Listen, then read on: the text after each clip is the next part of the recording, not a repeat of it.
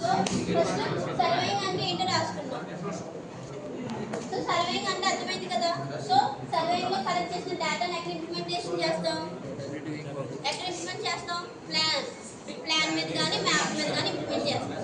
So map మీద అయితే so ఎక్కడెక్కడ ఉంటాయి మ్యాప్? సో మ్యాప్ లో హిల్స్ ఎక్కడ ఉన్నాయి, రివర్ ఎక్కడ ఉంది, బ్రిడ్జెస్ ఎక్కడ ఉన్నాయి, టవర్స్ ఎక్కడ ఉన్నాయి అని మెన్షన్ చూస్తాం. ఓకే. సో అలాగే మ్యాప్ మీద అయితే మనం ఒక స్కేల్ అనేది ఎక్కువ అడ్జస్ట్ చేసి డ్రా చేయొచ్చు. ప్లాన్ మీద ఎక్కువ స్కేల్తో డ్రా చేయడం కదా, తక్కువ స్కేల్ తీసుకుని అంటే డైమెన్షన్స్ అనేది తక్కువ తీసుకుని డ్రా చేస్తాం. ఓకేనా?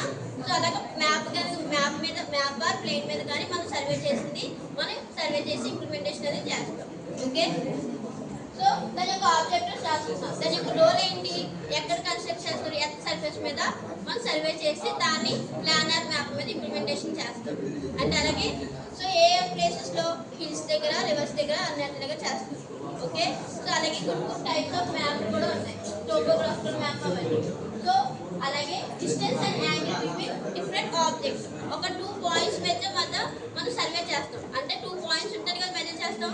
ఏ నుంచి బీకి మెజర్మెంట్ చూడాలి, డిస్టెన్స్ చూడాలంటే 2 డిస్టెన్స్ కావాలి. సో 2 ఒక ఆబ్జెక్ట్స్ మీద మనం ఒక సర్వే అనేది చేసి వాల్యూస్ చేస్తాం. So to prepare map or plan horizontal plane.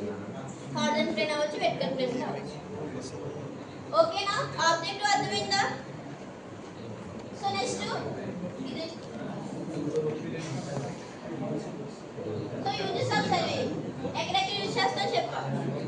So map అయితే హిల్స్, టవర్, విలేజెస్, ఫారెస్ట్ దగ్గర యూజ్ చేస్తామని చెప్పాలి. అదే ప్లాన్ అయితే roads, bridges, transmission lines, buildings ఈ యొక్క ప్లేసెస్లో మనం ప్లాన్ అనేది ఇంప్లిమెంటేషన్ చేస్తాం.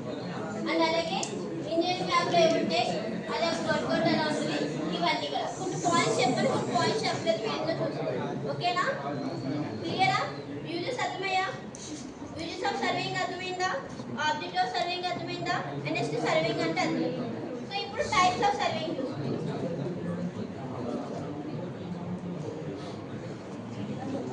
Okay. So types of surveying. So types of surveying లో మనకు 2 టైప్స్ ఆఫ్ సర్వేయింగ్స్ ఉన్నాయి, plane surveying and geodetic surveying. Okay. So ఈ ప్లేన్ సర్వేయింగ్, జియోటిక్ సర్వేయింగ్ ఒక డిఫరెన్స్ బిట్వీన్ అడుగుతారు. మనం ఇందులో రాయలేదు కానీ మనం క్వశ్చన్ రాసుకోవాలి.